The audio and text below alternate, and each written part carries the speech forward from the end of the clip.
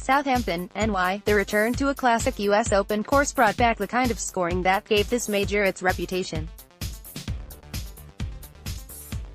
Dustin Johnson played some of his best golf Thursday, and yet the world's no. One player barely beat par in the treacherous wind at Shinnecock Hills. Johnson holed a bunker shot for birdie, kept his mistakes to a minimum and joined Ian Poulter, Scott Piercy and Russell Henley at 1 under 69 for a share of the lead. "You had to focus on every single shot you hit, putts, everything," Johnson said. "It was just difficult all day. No need to tell that to Tiger Woods, Rory McIlroy, Jordan Spieth and a long list of golf's bests who had their hopes crushed in gusts that approached 25 miles per hour that made fairways look more narrow and the shin-high rough difficult to avoid." In his return to the U.S. Open after a 2-year absence, Woods opened a major with a triple bogey for the first time in 15 years. He added back-to-back double bogeys on the back nine and staggered to a 78. Spieth waited until the second hole to make a triple bogey, blasted out of a bunker and over the 11th green, and then took 3 shots to get on the putting surface. McIlroy found trouble just about everywhere and shot 80, his highest first-round score in a major. "It was pretty evident nobody was making any birdies in the morning, lots and lots of bogeys and others," Woods said. "My game plan was not to make any others, and I made 3 of them. So didn't do very well there." It was quite a contrast from last year at Erin Hills in Wisconsin, which set a record for the first round by yielding 44 rounds under par.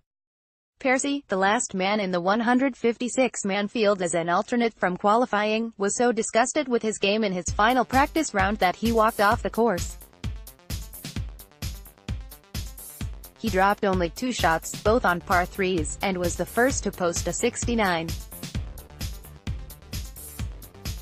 Poulter also played in the morning, while Johnson and Henley played in the afternoon as the wind reached its full strength. Henley was the only player to reach 3 under at any point, and he promptly gave that back with a double bogey on no. 10. Jason Dufner opened with a 70, and even those at 1 over 71 felt as though they put in a hard day's work, a group that include Justin Rose and Henrik Stenson. "It's a different kind of enjoyment, right?" Rose said. "I enjoy the battle. I enjoy the fight. I enjoy the grind, really. When you get a bit cut up and bruised, it can change pretty quick." Johnson is coming off a 6-shot victory last week in the Street Jude Classic in Memphis, and while no one has ever won the U.S. Open coming off a PGA Tour victory the week before, he played as though nothing had changed. He holed medium-length putts for birdies, a few nervy, short putts for par and picked up a bonus when his shot from a front bunker on the par 4/8 rattled and rolled into the cup. Not even Johnson was immune from mistakes, however, dropping shots on the 12th and 14th holes. It didn't take long to figure out what kind of test this was going to be, with the 15 flags atop the grandstand next to the 18th green already flapping as the first group teed off, and they were crackling by the afternoon.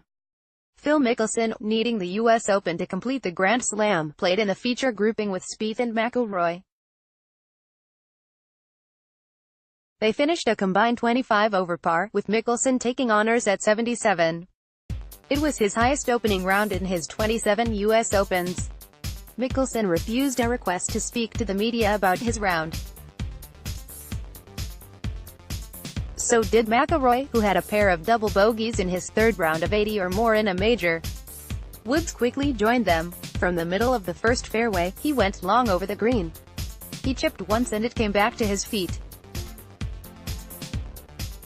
He tried it again with the same result, and then wrapped his putter up the hill by the hole and missed the putt. He held it together until a 4-putt on number 13, the last 3 of those putts from 6 feet. "Shoot something in the 60s tomorrow, and I'll be just fine," Woods said. "I just think today was the toughest day we'll have all week.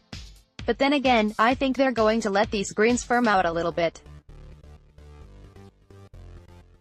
They'll start to pick up a little bit of speed, and it will be a good U.S.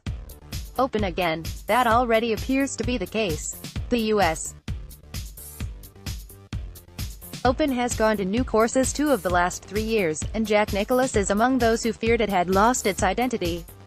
Even with wider fairways, Shinnecock Hills resembled a U.S. Open course from past years, and it played like one. Sports on June 15, 2018.